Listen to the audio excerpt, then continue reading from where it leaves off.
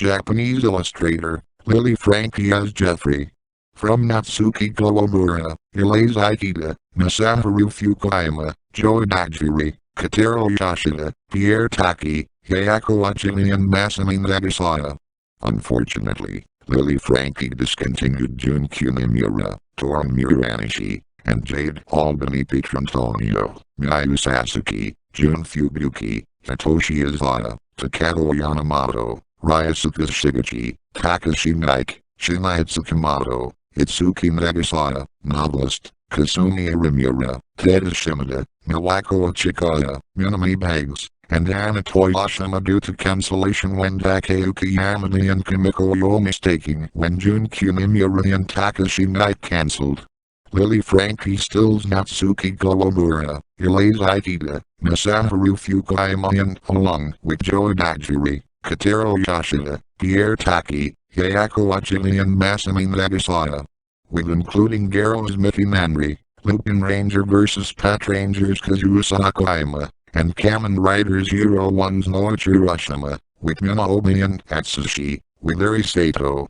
Call Me Chihiro casts and movies terminates Lily Frankie due to cancellation along Kasumi Arimura, Anatoly Oshima, Miwako Chikaya, Itsuki Nagasaya, novelist, Takashi Naik, Jun Kunimura, Shinai Tsukamoto, Jade Albany Petrantonio, Toru Muranishi, Jun Fubuki, and Hitoshi Izaya due to discontinued Lily Frankie would not collaboration Yusukuma due to Arimura terminated from Frankie. Yusukuma will not giving Lily Frankie and Kasumi Arimura terminated and cancelled that Frankie not including Yusukuma. Takashi Naik terminates Lily Frankie due to cancellation along Jun Kunimura and Shinai Tsukamoto that Frankie removes Naik due to rejecting Kunimura. Bambi Watanabe includes Lily Frankie loves Yurinoyanaji, and Yuuki Kyos that stills Natsuki Kawamura from Frankie in Kadakaishu with Momi Katayama, including Masaharu Fukuyama and Takumi Sato, and former gravure idol and actress Sayaka Kamuro. Yuuki Kyos goes to Kadakaishu in Fukuoka Prefecture along Natsuki Kawamura stills Lily Frankie, Mickey Manri loves Noichi Urashima. Ultraman star Runa Toyota started its film appearances with first debut in Bijimiko Girls, Idol Madness, was released on July 7, 2023. Also people search such as Natsuki Kawamura, as Rosie, Katero Yoshida, as Peter, Pierre Taki, as Erwin, Joe Dajiri, as Joel, Masaharu Fukuyama, as Eric, Hayako Achida, as Riko Sabura, and Masami Nagasaya, as Wendy. With Cruz Hitoshi Ono, film producer and screenwriter, and Suzuki Matsuo, film producer and director. With including Noho Takatsuki, as Angel, Runa Toyota, as Hana, Natsumi Yamagishi, as Kathleen, Yuuki Kyos, as Becky, Elise Ikeda, as Jenny, Kazuo Sakayama, as Susie, Noichi Urashima, as Katie, Mickey Manri, as Cindy, Nami Iwasaki, as Camille, and Mayuka Tamuki, as Francoise.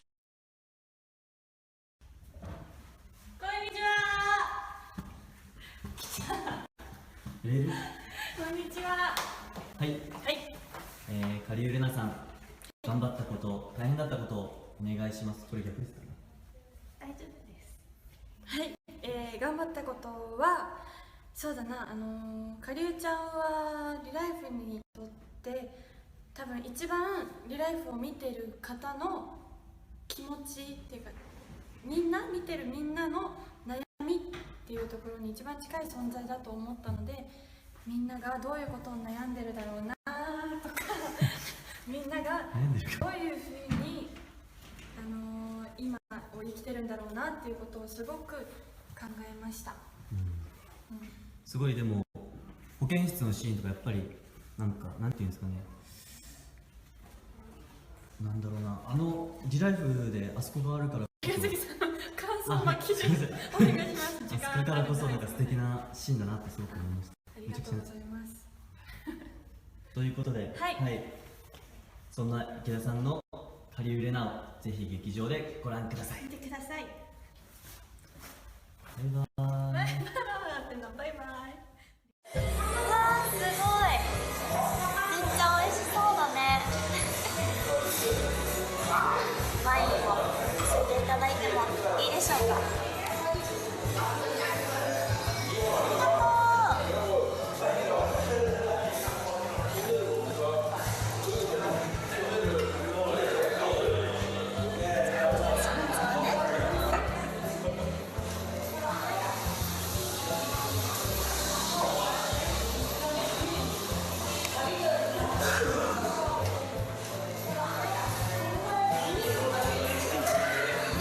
じゃあ乾杯しようか。じゃあ乾杯。いただきます。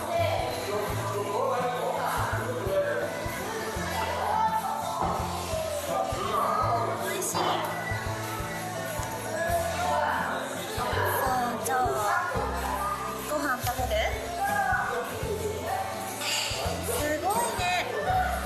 ボリュームがすごい。食べきれるかな、2人で。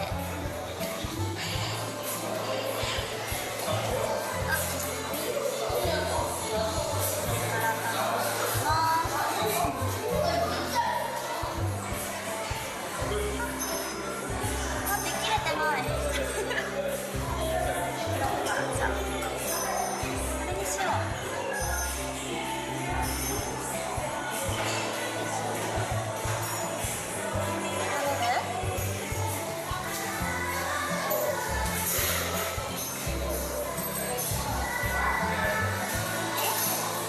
食べる？あんする？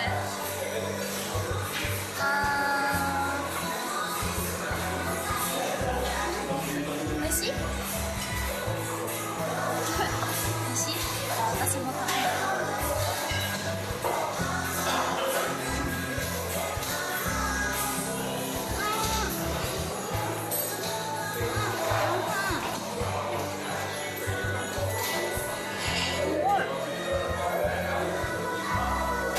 お肉がジューシー。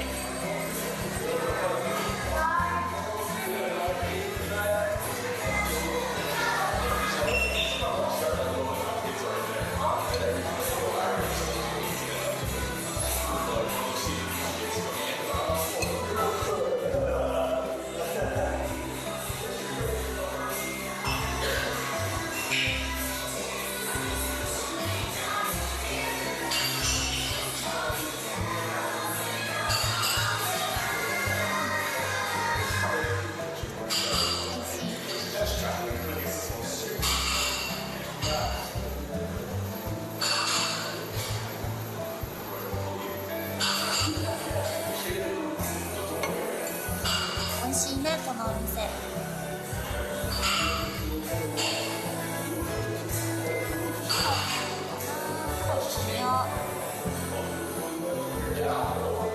サラダ食べる？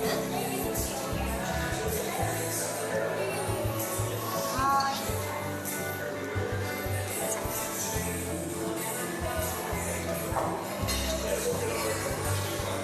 でも今日もさ、すごい楽しかったよね。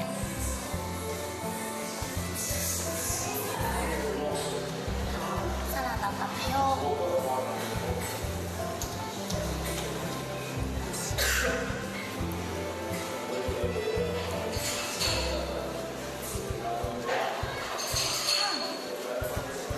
おいしい。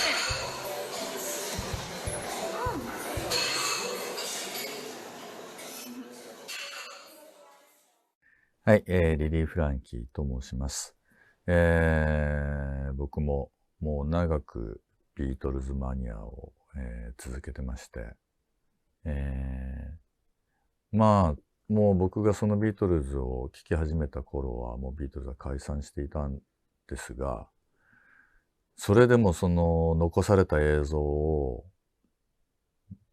あと写真とか、あれ、この写真見たことないな、とか、あれ、このアーザーカット、この映像でっていう、なんですかね、もうそのマニアとしては、もう解散してしまって何十年も経つバンドを追っかける身としては、見たことない写真、一枚の写真とか、見たことない映像っていうのが、もうほぼないだろうっていうぐらい、もういろんなブートレグ屋さんとか、いろんな海外の店で探して、この写真ってあったっけみたいなのをマニア同士で話す中、伝説のルーフトップの、もう、何時間も6時間ですか。まだなかなか全貌がつかめてないんですが、未公開の映像がそんだけ大量な物量で出てくるっていうことは、もう本当にこれが最後だと思いますし、あの時期にあのメンバーがやっぱ屋上に集まって、最後の演奏におそらくなったライブだと思いますので、いや、この貴重な映像今までどこにあったんだっていうことと、そして、またそれをピーター・ジャクソン監督がまた新たにエディットしてということで、これはもう映画としても、大変素晴らしい映画になっていると思いますし、もう資料映像としては大変価値のある。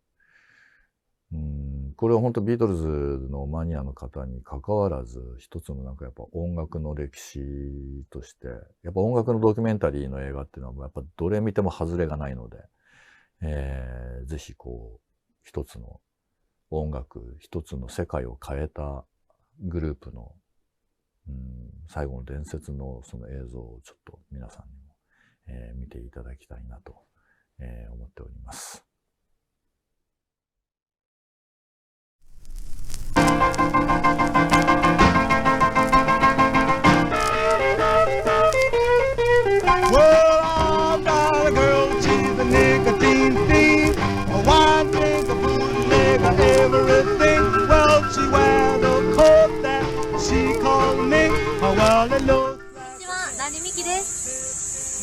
今回グラビア撮影をシュープレ初させていただきました。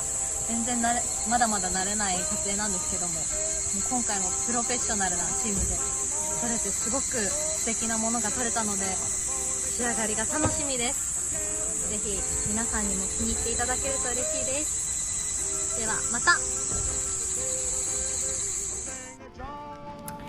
皆さんこんにちは、佐藤 B 作です。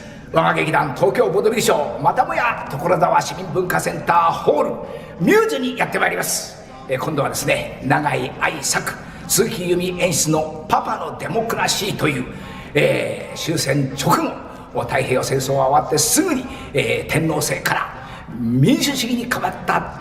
どうすんだ、全然時代が変わったぞ、価値観も変わったぞ、民主主義って何みたいな戸惑う市民群衆劇の喜劇となっております。いつも喜劇をお送りさせていただいている東京ボードビルショー、今度は社会性のあるコメディを持って所沢にやってまいります。11月28日所沢市民文化センターホールミューズにおきまして午後2時より開演でございます。一人でも多くの皆様いらしてください。お待ちしております。ラジオの電波に乗って開店いたしますスナックラジオ店主のリリー・フランキーです。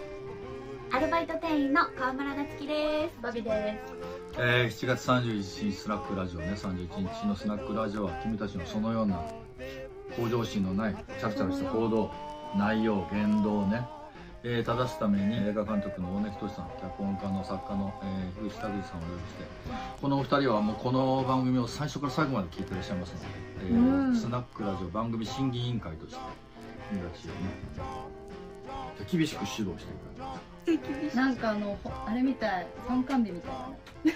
なんか親に授業見られる感じ。そうだね。親に見られるだけじゃなくてめっちゃ口出してくるんですよ。スナックラジオは東京 FM 系列で、毎週土曜夕方4時開店です。せーの、ご来店お待ちしてます。おはようございます。これから撮影始まります。頑張ってきます。そうですね、今回は初めて実際のララポートでスタジオでちょっと抽象的なというか素敵なセットでよりなんかララポートの良さが表現されていると思いますね。やっと皆さんに見ていただくことができた今日という一日をですね、また新たな始まりの日としてですね、実感しております。本当に感無量でございます。今日も見終わった後ですもんね、皆さんね、見ていただいた後ですもんね、いろんなお話させていただければと思っております。よろしくお願いいたします。なんかこう第3章なんだか4章なんだかわかんないですけど、今年からまたもう一個ネクストステージになってんのかなっていう気がしてて、ちょっと弥生時代ぐらい、ものの社会じゃなかった時の時代、そしてまだ言葉がないとか文字がないって時に行ってみたい。そして一緒に言葉とか文字作りたい。映画を作る機会をいただけるんであれば、自分にしかできないものを作りたいというか、自分にしか、自分だからこそできることもあるだろうし、オリジナリティも含めて、やっぱり自分にしか作れないものを作りたいじゃないですか。そう考えた時に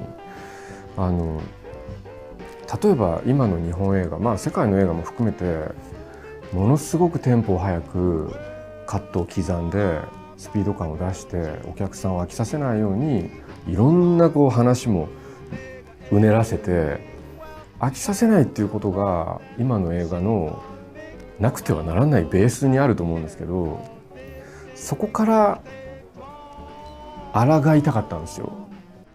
元気いっぱいの男の子さん。はじめまして、23歳童貞の大学生です。スナックラジオを聞くうちに実際のスナックに行きたくなってきました。実際のスナックにもリリーさんやバビさんってなっちゃんのようなゲイさんがいるんですけど、ある程度の年齢の人、そうですね。ママが70だったら働いてほしい40だった。確かにスナックは20代とかじゃないですか。でもね、地方に行けば20代の子でも働いてる。今なんかそんなイメージありますよね、若い人が。なっちゃんも水商売にバイトしたことない？ないです。でもスナックやってみたい。自分の。ママ変ですかね。やばい？いやでもこういうトンチンカンなママがいた方がお客さんが気使ってボトル入れるもん。ちょっと意外と向いてるのかな。なんで今やったの時カメラ。なんかもう顔キモすぎだよね。こいつ動画弱っ。動画だと昭和感が半端ない。すごい。もう来年はですね、さらにちょっとパーソナルトレーナーさんもさらに回数増やして強化する予定です。はい。私の体って結構筋肉がつきやすいらしくて、目指せばもっと大きくなれるよって言われたので、ちょっと頑張ってみようと思って。僕はどっちかっていうと吟味派ですね。だからネットとかで買うのが苦手なんですね。ちゃんと物を見て、これのオファーが来る2週間前に知り合ったんですよ。神がかったタイミングだったんで、これは神さんがやれって言ってんだなと思って前のめりに受けました。撮影中はリリーって呼んでたんだけど、終わってケンジ君に戻るじゃないですか。ケンジ君はいまだに俺のことマルって呼んでくるんですよ。マルさみたいな。だまだなんていうか、もう本当に混ざり合って溶け合った結果抜けなくなってる感っていうか、たった2週間だったけど、ケンジ君の言葉を使うとあと1週間あったら死んでたかもみたいなぐらいの濃度の濃さで燃やせたものなんで、いやちょっと最後の一行が非常に気になるんですけど、それ僕らが先生に聞きたいことなんですけど、これがゴールなんですか？あるレンタルビデオ店でバイトしてたんですよ。若い大学生ぐらいの子たちってちょっと恥ずかしいでしょうから、映画と映画の間にアダルトビデオを挟むんですよ。サンドイッチビデオって言うんですけど、僕の中で。でもこの大学生も半年ぐらい経って慣れてくるとアダルトビデオしか借りないんですよ。そういうね、人間の成長物語も見れまして、ゆかりのある北海道にちょっと土地を持ってそこで生活するみたいなことを取り入れるようにはなってきています。それが自分のモチベーションにもなるし、切り替えにもなるし、自分の中のバランス、調和を保つ一つの秘訣になっていくんだろうなというふうに思っています。それ自体疑問に持ちたかったし、映画はそればっかりじゃなくていいと思うんですよね。答えを渡されることってすごくもったいないことだと思うんですよ。やっぱこっちは考えたいし感じたいし、いろんな中で楽しみたいじゃないですか。僕の中ではもちろん答えもありますし、こういうつもりで撮ってるっていう一本答えはあるにしても、でもそれが 100% お客さんに伝わらなくてもいいし、お客さんが受け取ったものが全く違うものだったらそれはそれで面白いじゃないですか。自分が考えてるものじゃないものがお客さんの中で出来上がったんであれば、そんな面白いことないですよね。東京 FM 系列でオンエア中のスナックラジオ店主のリリーです。アルバイト店員の川村那月です。のびです。いつもオーディで配信されているこの番組のスピンオフ閉店です。6月7日の夜8時半から撮ってる生放送です。大丈夫ですよね。いつもラジオも相当編集してもらって使える状態にしてますし、そしてオーディの方は本編で読めない際どいやつを全部読んでる。本当ですね。いや、お前だよ。お前がちゃんとしないとこれもう耐えられないもんね。不安な部分はありますけど、別に言った方が大したもんじゃないんですけど、お見せいただきたいと思います。はい、ぜひオフィシャルアカウントもフォローしてご来店ください。待ってまーす。6月19日の峯岸みーちゃんがゲストに来てくれます。いや、みーちゃんも卒業してね、いろいろな話はしましたけど、一番俺とみーちゃんが言いたかったのは、バビが人ん家に来てもお菓子持ってくる。出た。そうマナーですか。そうですね。今日なんか買っていこうみたいな。これから行こうとしてる。今日買っていかなかったら本当こいつ学習能力ないですよ。本当ですね。でも結構ここにお菓子あるから。あ、ここから持っていこうとしてる。そして TikTok の方にも、相談、質問、感想などなどハッシュタグスナックラジオをつけて自由な動画投稿をお待ちしております。顔をね出したくないとしたら別のものを自信をご自分の癖をですね。はい。スナックラジオは東京 FM 系列で毎週土曜夕方4時から、開店しています。ご来店お待ちしております。ラジオネームネーロさん、わかりましたのコーナーに投稿します。数年前奥さんに浮気がバレてしまいました。相手は学生の頃から好きだったです。お互いに配偶者、子供のいるに奥さんが怒り狂ったせいに相手を呼び出し、重苦しい空気の中奥さんと言いました。こんな経緯書面にどこまでも追い詰めてやる。私も相手。わかりました。やっぱ相手を呼び出してこんな詰め方する人ね。書面にかけはちょっとね。書面にかけてすごいですね。この詰め方してるのを見たらちょっと自分に引くよね。伸びちゃう。総出でいきますからみたいな。ちょっとあったね。前に事件。あったね。ただこの現場の後に彼とスタジオに入ってみて、やっぱりそのミュージシャンっていうものの凄さっていうか、ロックバンドのボスであり、その屋台骨でありっていうところを20年やってきた人間の違いっていうのはやっぱすごくあったし、本当に財産になるような出会いだなって思えた一つの大きい理由は、 KJ としてマンジラインとして楽曲制作した時の彼からなんかこうエディケートしてもらったことだったりとか教えてもらったことだったりとかっていうのが大きいので、なんかどっちにも栄養もらっちゃったなっていうか、役者の方にもレゲエ DJ の方にも素敵な刺激をいっぱいもらいましたね。やっぱりそうですね。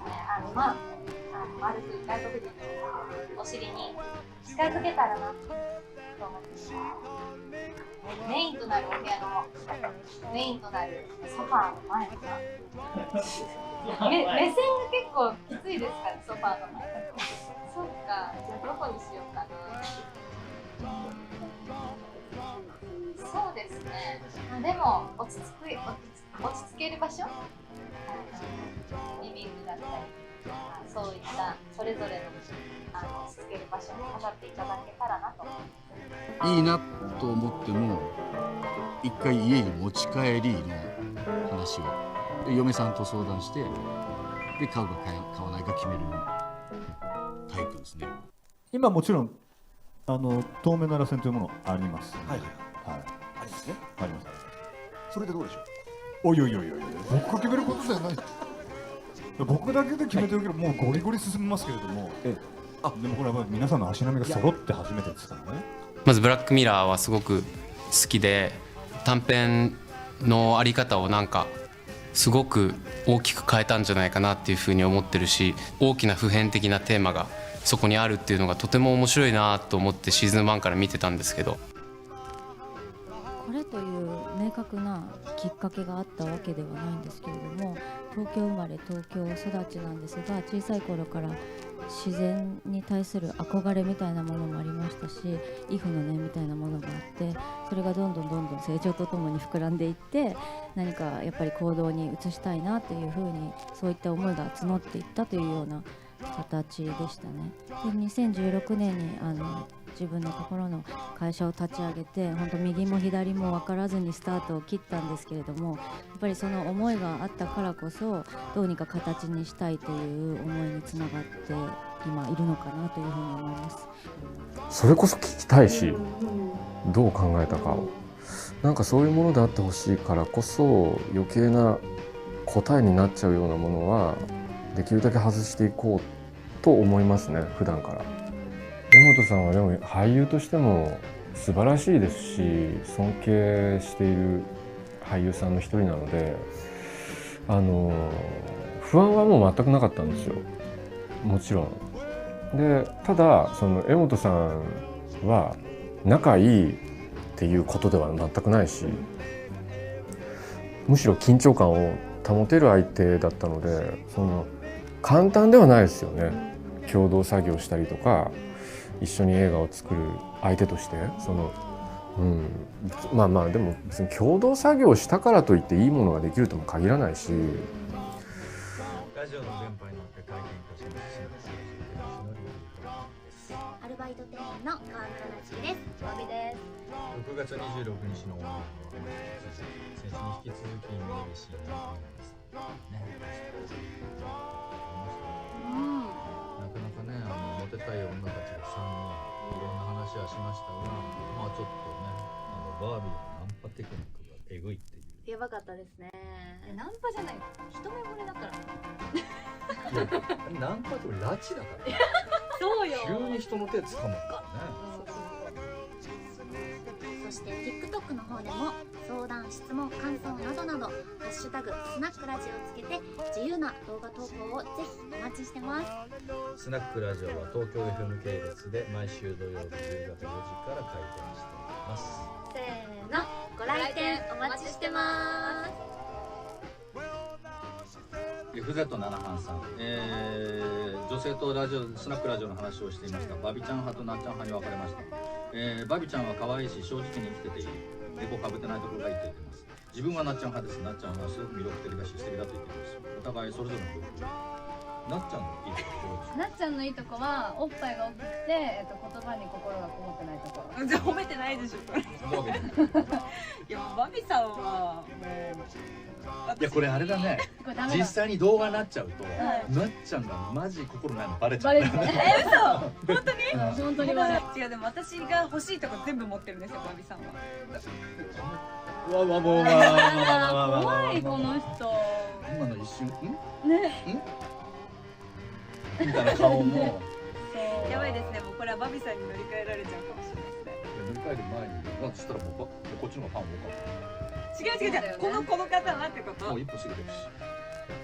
初めての吹き替えで喜んだんですけど、まさかこんな大きい作品というかアラジンって、まあ、誰もが知ってるアラジンですから、それのジャファーおーっと、まあでも嬉しいのが一番でしたね、やっぱり。今年1年を振り返って、そうですね、去年の年末にファースト写真集出したんですけど、それからもう本当、9ヶ月後にまさかまたセカンド写真集出すようになると思わなかったですし、で、またこうやって初めてのカレンダーも出させていただいて、なんかすごく自分だけの作品みたいなものですか、そういう機会に恵まれた1年だったなと思います。こうやってファンの皆さんとお会いできる機会もとても多かったと思うんですが、そこがすごく嬉しいですね。ハモで関西人なのでハモの湯引きが出ると夏だなっていう。最近は東京でもよく、昔はね、僕が東京で行ってたからハモとか、食べる習慣がなかったみたいで。なんか俺なんか特にその窓際族っていうか、サッシの上歩いてきたみたいな人間だから、下手したらまた向こうが落っこっちゃうんじゃねえのみたいなところで、ただそこの楽しみ方見つけちゃったタイプの人間だと思うんで、シーンがどうのとかって口が裂けても言えないっていうか、分かんないから、はっきり言って。ただ俺は俺のことは分かってるし、どうやって生きていきたいかも分かってるから、そこだけ突き詰めていくだけであって、でそれはシーンに影響することもあるかもしれないし、ないかもしれないし、でもそれは正直言ったら知ったこっちゃないですね。あ、そうですよね。まだ見てないんですよね。そうです、これからねです。はい。そうだそうだ。はい、まあできればですね、見た後にまた語らいたいんですけど、今日変わりますけど。いやいやいやいやいやいや。もう本当に感想を早く聞きたいです。ご覧になっていただいて、どういう思いが皆様の胸に芽生えるのかというですね、早く聞きたいです。まあ今日は変わりますけれども、ラジオの方にでもですね送っていただけるとすぐ目を閉じますんで。犬飼ってたんですけど、キャラクターいるじゃないですか。なんだっけ、ハリーポッターかな、ドビーって言いなかった？それに似てたからドビーってつけて、そしたら本当その犬はどんどんバカ犬になってって、すごく可愛がってたんですけど、去年家から逃げてですね、実家からで気づいた時には全然違う人が散歩させてたらしいです。続ける理由っていうのは、もうこれはある意味存在意義というか、自分自身の人生のテーマとなっているし、そういった課題っていうものをピックアップして皆さんにお届けするっていう役割なんじゃないかなと勝手に思っています。そのピリピリした緊張感の中で生まれてくるものの方が、僕はなんか意味があるんじゃないかなと思えるんですよ。多分僕はそんなにボーダーみたいなあんま考えがないんでしょうね。なんか適材適所で撮影はクリスがいいと思ったんだろうし、衣装は和田恵美さんがいいと思ったんだろうし、音楽はティグランがいいと思って、だから日本映画ではあるけど別にスタッフが外国から来ててもいいじゃないですか。でそれと同時に僕はすごく日本のことやっぱ好きなんですよ。大事だし、その美しさだったり、文化も景色も全てが海外に胸を張れるものだって思ってるからこそ、こういう作品を撮りたかったし、それを海外のスタッフが入ることでより海外の目線も含めて描けたと思うし、それを海外の人に多く見てもらえるっていうことはすごく作品を作るんだったらそうしたいとも思ってたので。ラジオネーム M 対 M さん。私はこの4月から、いわゆる都会から田舎へ引っ越しました。ラジオの電波も届かず、コンビニも本屋さんもなく、女の子との出会いもやっと生活が落ち着き、6畳一間の自宅に、細いネット回線をしてこのラジオを聞きました。ネットサイトなんかっていうか全然生きるの止まらないので、いろんな感があります。人との出会いもね、今ネット上でやってる。でもここでネット上で知り合うアプリとかで出会って、そこから会いましょうがしんどい。今のアプリで出会ったってみんなモリモリの写真で会ってるから、待ち合わせ場所に会ったって誰だかわかんない。確かにそれショックですね。だってね、この2人の映像もモリモリでやってますからね。本当ですか？そっか、やった。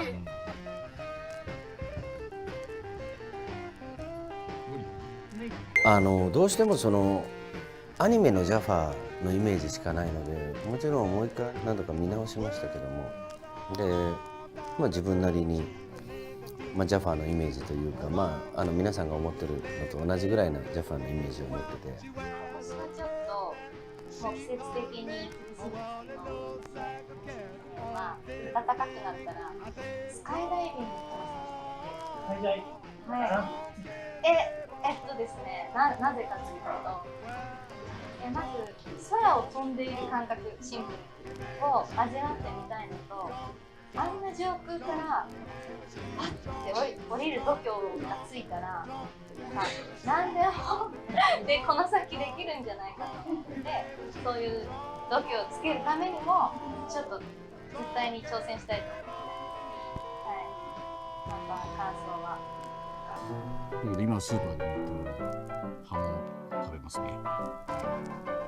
なんか順風満々なデビューからマンションから落っこちるまでみたいな期間と、マンション落っこってからこの間のスコセッシの今年までぐらいかな、せっかくその海外での仕事のチャンスっていうのが今巡ってきてる時なんで、そのチャンスを最大限活かせるように、今年から英会話を始めたりジムに行くようになったりとかっていう感じで、またなんか夢見がちな少年みたいなね感じの時代に戻ってるので、皆様必ずだと思いますけれども、ほとんどそうだと思いますけれども、育ててくれたお父様お母様いらっしゃると思います。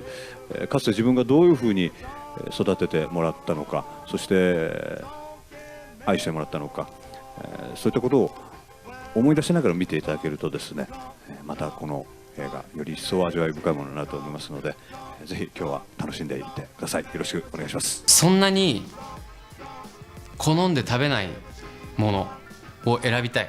芋がそんな好きじゃないんですよ。好きじゃないというか芋って感じなんで、最初距離があるやつ、こうねちゃんとプロセスを踏まえると一生同じものしか食べなくても最後は芋と抱き合える気がする。そして俺が男爵芋になれる。いいこと言ったなと思ったけど、ちょっとカット。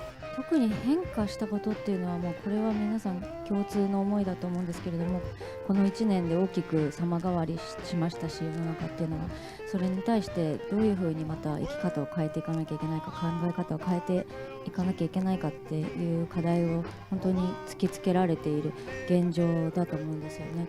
でもやっぱりピンチはチャンスじゃないですけれども、そういったところにシフトチェンジする何かいいヒントが転がっていたりとか、そういう時だからこそ周りの人と手を取り合って、協力し合って生きていこうという気概にもつながるのかなというふうに思います。日本映画だからっていうなんか思いはないのかもしれないですね。やっぱ俳優はその演じる役をどれだけ深められるかということが職業というか仕事だと思うので、やっぱり全く違いますよね。まあ言ってみれば俳優っていうのはやっぱり人間のことを考えて、そのキャラクターのことを考える職人になるべきだと思うので、その職人を映画に入ってもらって、そのキャラクターを深めてもらうっていうことだと思うので、職業として違うんでしょうね、きっと。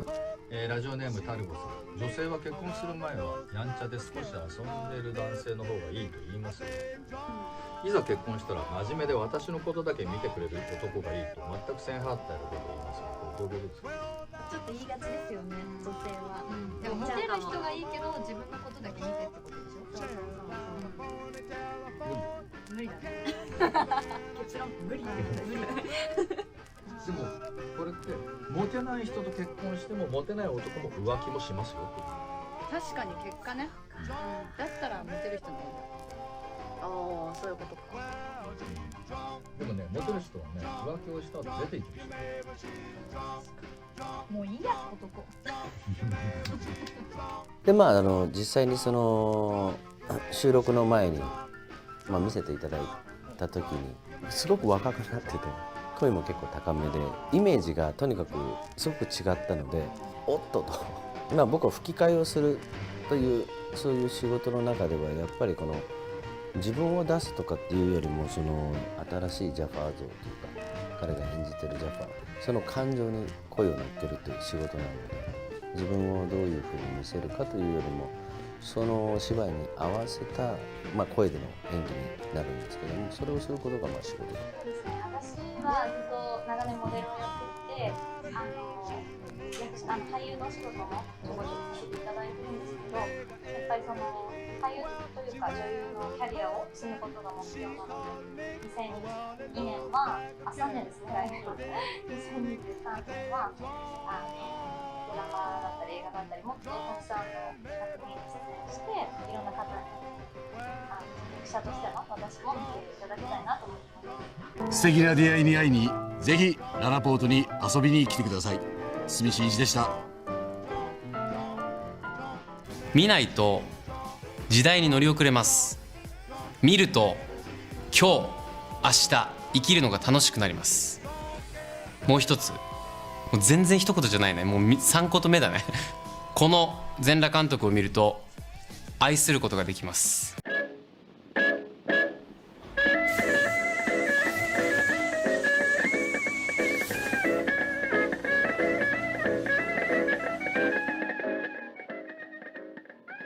Third Man and Revenant Records are excited to announce their partnership in releasing this historic 2-volume wonder cabinet, The Rise and Fall of Paramount Records, 1917 through 1932.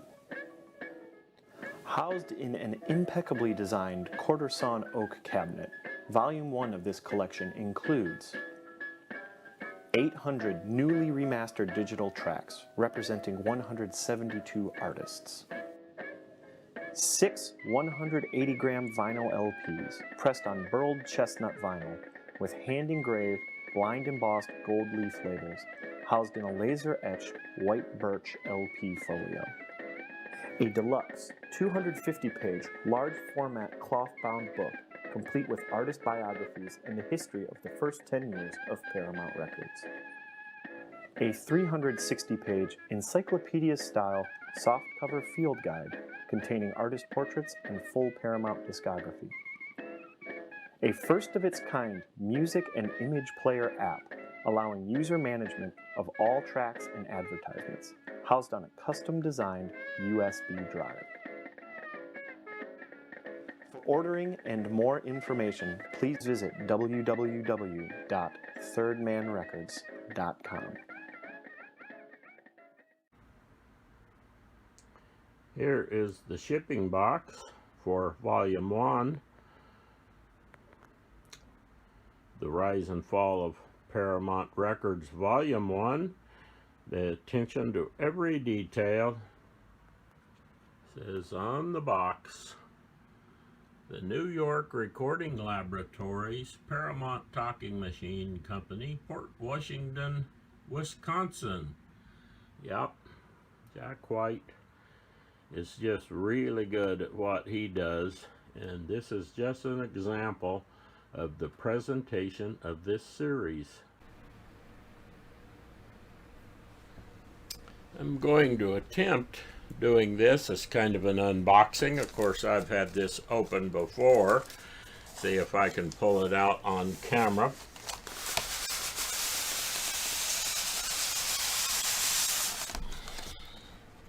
Handle with care.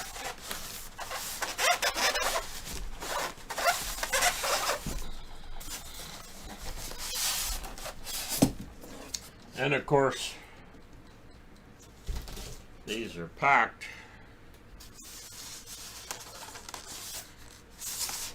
No worries.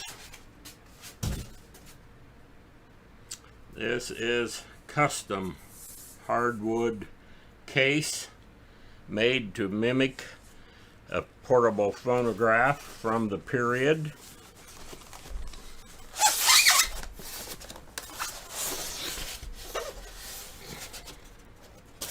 Been a while since I've opened this baby up, but beautiful hardwood oak custom handmade cabinets. There is where you would put the crank if it was an old wind-up phonograph. Metal casting Paramount logo, the early records.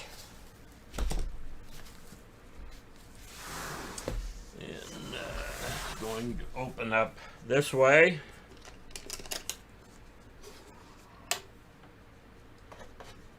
Has the Paramount metal plate, serial number and all in there, just every attention to detail. Here is a little Paramount cabinet wonder showing you what's in it, how to take it apart.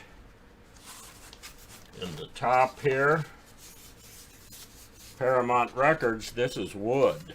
These covers are made out of wood. This holds the records. Gold foil. Record numbers. Our only complaint here might be that these were done at United.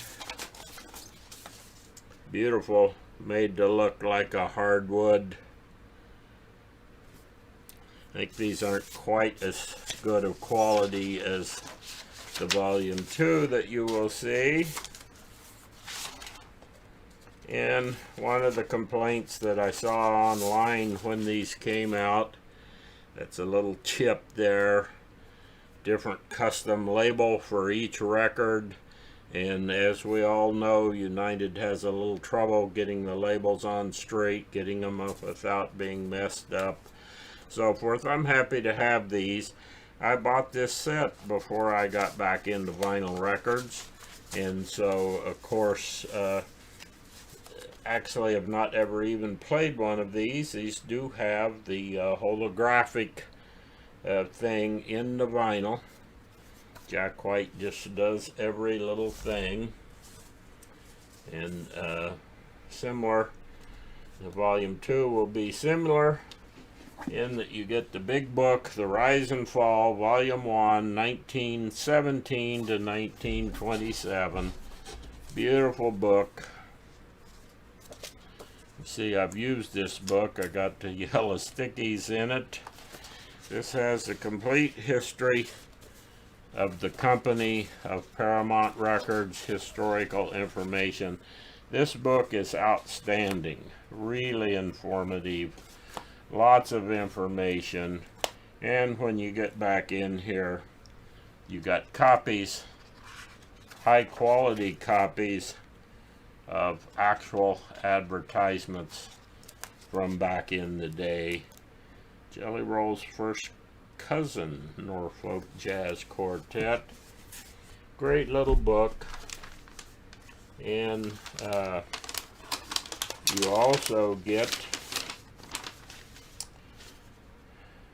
a copy of a catalog from 1924 showing some phonographs, portable, from 1924. Nice little book. This has the field guide, which is not in here because I've had the field guide out. That's the book that tells you about all the artists and all of the records and lots of historical information. And when I opened this up to do this video, I didn't realize I didn't have the book in here. That's okay. You'll see the book in volume 2. What's important here, this is made to look like a phonograph reproducer from an antique wind-up Victrola phonograph. And of course the part that we want, there's the flash drive, 400 MP3 files. They borrowed the best copies of the records they could find from around the world. They've cleaned them up. They've used one of the experts in restoring 78 RPM, and so this is just a joy to have, and I wanted to do a relatively quick video here. I'm going to use a few of the advertising clips from Third Man Records, and just to show you what this set looks like. So let's keep them spinning. Stay tuned for volume 2 with a case, I think, even more spectacular than this beautiful handmade hardwood oak custom case made to look like a portable phonograph from the time, from the period. Just a little quick view of what else comes in volume 1. The Paramount Book of Blues, extremely rare book, only one known copy. The guy that later on took over all the assets of Paramount had this book. I had a copy of it done some years ago earlier, and again, I think there's only one original copy of this, and it's great that it's been reproduced. And this actually has some music in it.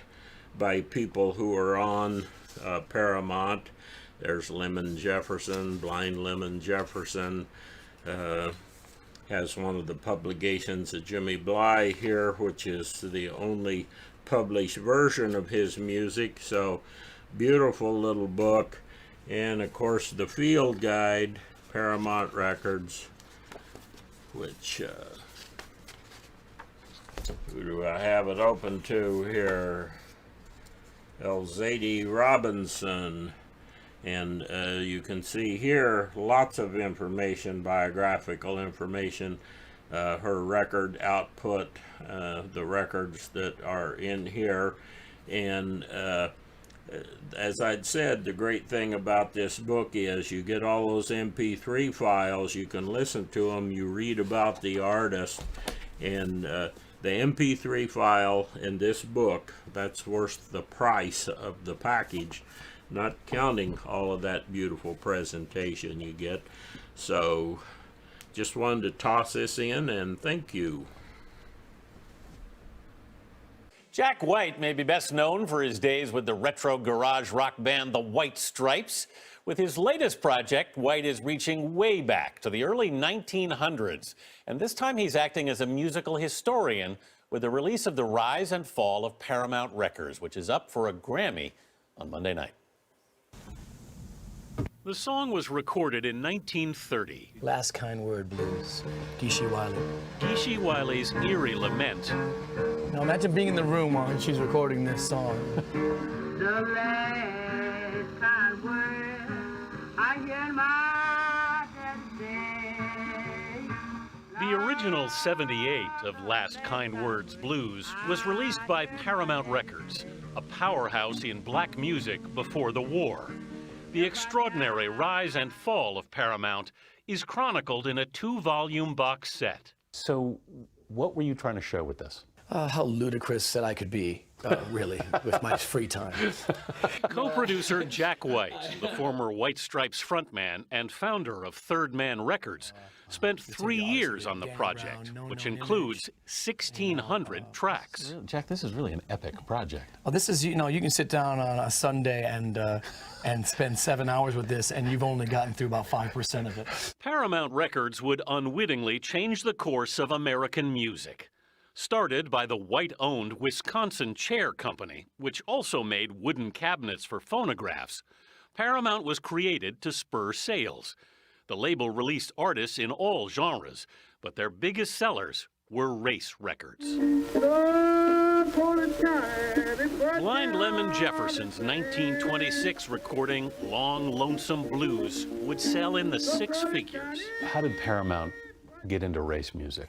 Well, there was Mayo Williams, who was a producer, and he was there linked to African-American culture. Williams, a Brown University graduate, scoured the South looking for talent. In a way, he was the first African-American music executive. I think so, yeah. I think he's really important. Paramount artists would include a young Louis Armstrong, Ethel Waters, Jelly Roll Morton, and Charlie Patton, father of the Delta Blues. The label advertised in African-American papers like the Chicago Defender. They mythologize all of the blues musicians, which is beautiful. But there's also these incredible illustrations and drawings, and no one has any idea who did these drawings. He's just a ghost. He's lost to time, him or her. In a way, you're bringing back a lot of ghosts here. Well, don't I look like one? I mean, there's so many of those singers that you just have a name, there's no photograph, there's no record of who they are, where they came from. Right. That's it. Yeah. And we're lucky to have that. The Depression took down Paramount. The last recordings were made in 1932.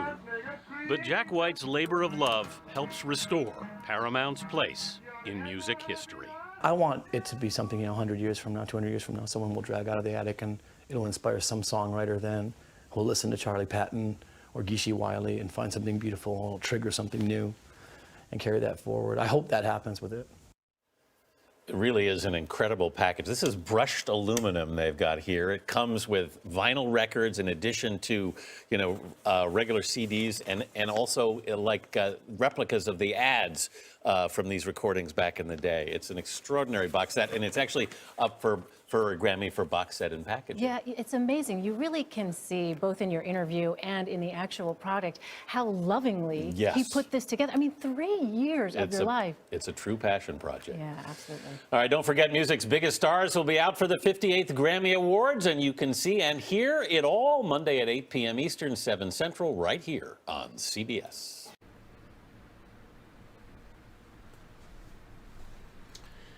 Here is the rise and fall of Paramount Records, Volume 2, put out by Jack White's Third Man Records.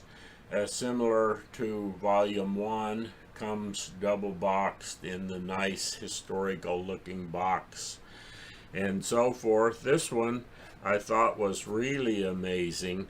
This case is based upon a very rare portable RCA Victor Special K model portable phonograph from the early 1930s. I used to buy and sell antique phonographs. I never saw or heard of one of these or even saw a picture until this thing came out. Then I researched it a little bit. A few of them have sold at auction, but I've never actually seen one. This is kind of an amazing project to do this case, hand-formed aluminum case done in small quantities, and just like everything about this project, it's first class. Paramount Records serial number on here, suitcase with feet on the bottom, feet on the top here where you lay it down.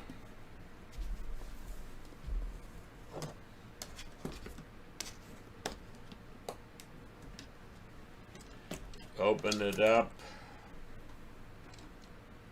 This part folds out, has plastic sleeves in there. This holds the vinyl records. I can see that one is in there already a little tight.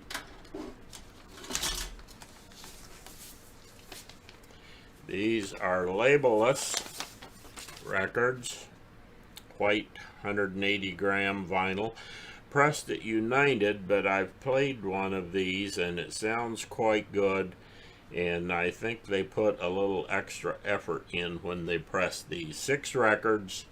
They do have an etched 1, 2, 3, 4, 5, 6, etc., so that you can tell which record is which. 12 sides, 6 records.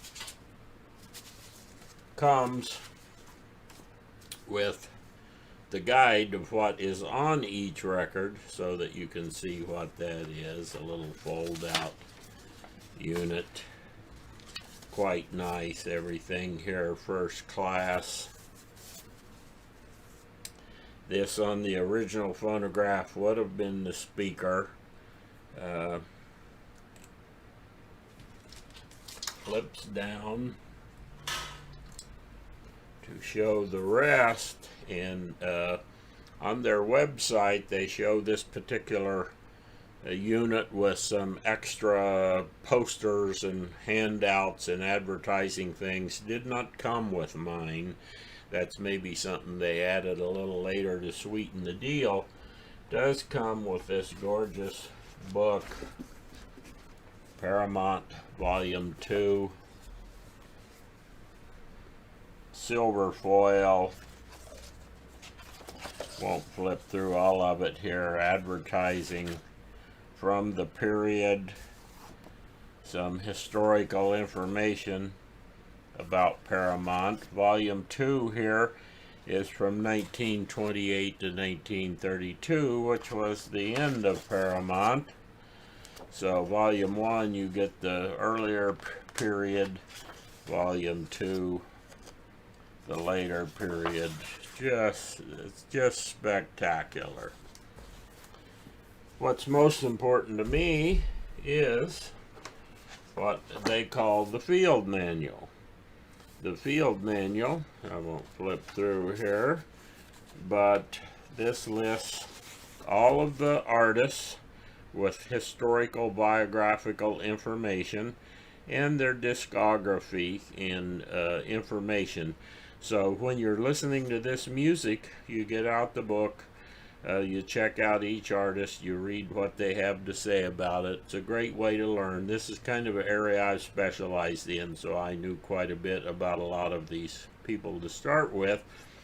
And of course, what makes the whole thing worthwhile for me, my primary interest, because I started on these before I got back into vinyl, that's this piece right here. Made to set up like that.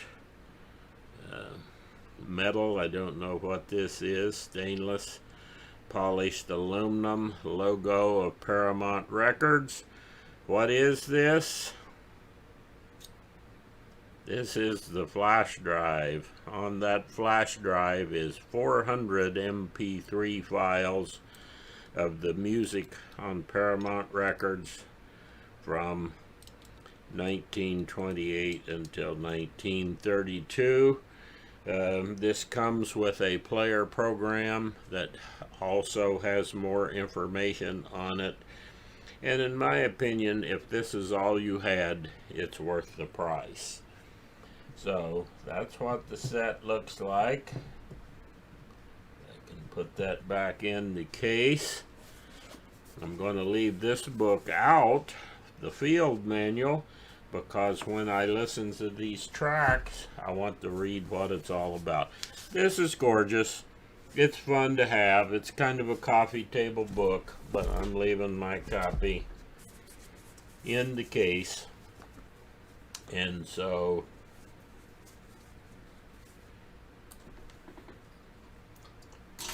there you have these things screwed down. I mean, every little detail they took into effect with this. And so if you want to hear about the early blues from around 1920 to 1932, this is the way to do it. And these things are limited. I think in the future they're going to hold their value, and we just keep on spinning.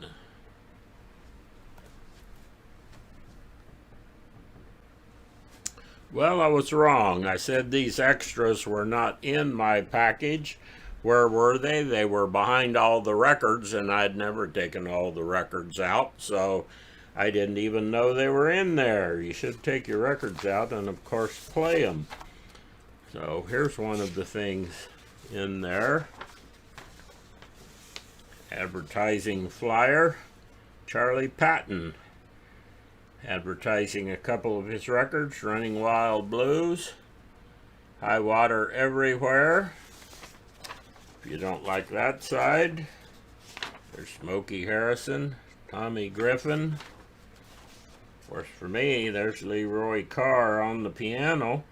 So, nice reproductions of original information. Even the Mills Brothers, at their very beginning, were on Paramount. Cab Calloway. Pollock Blues. Wouldn't be politically correct today, would it? The Gone Dead Train. King Solomon Hill. We're kind of looking at this together for the first time. Okay, this is a big open up flyer. You got what I want. Oh yeah. And you know, these things are terrific. Now, I don't know if they were produced in this full size. You got to order blank, where you could have ordered the records from a company, and it's possible that something like this was issued.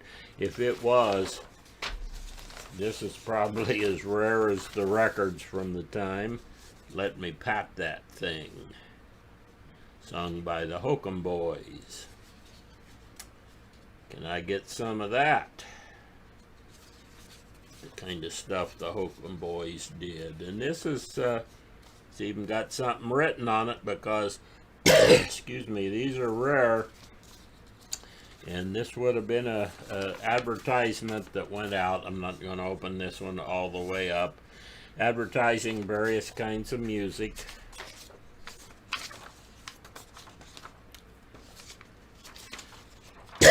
Excuse me. Who is he? Screaming and hollering the blues.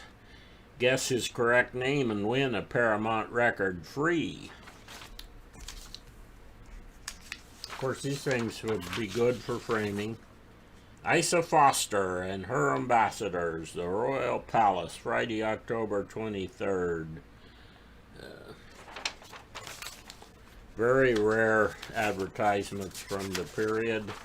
Here's a good one that would be nice to frame. The Blues King, Blind Lemon Jefferson, I can't talk today, Oil Well Blues, Paramount, the popular race record, number 12771. So, wanted to toss that in because I didn't even know it was in my package until I went through that today. So, thanks again.